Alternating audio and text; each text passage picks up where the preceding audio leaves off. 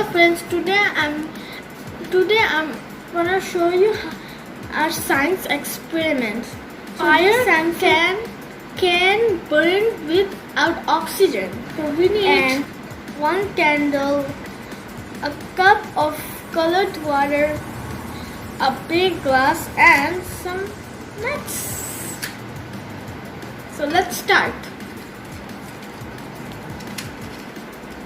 We need to be very careful.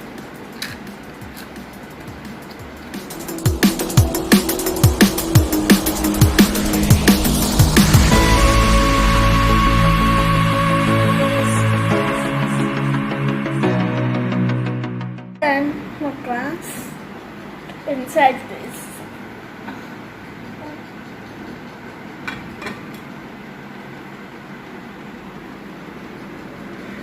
See? I told you that it can burn. The water comes up because there is no oxygen.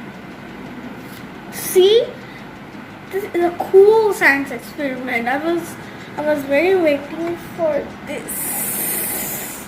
Look, it's yellow, and the color is yellow.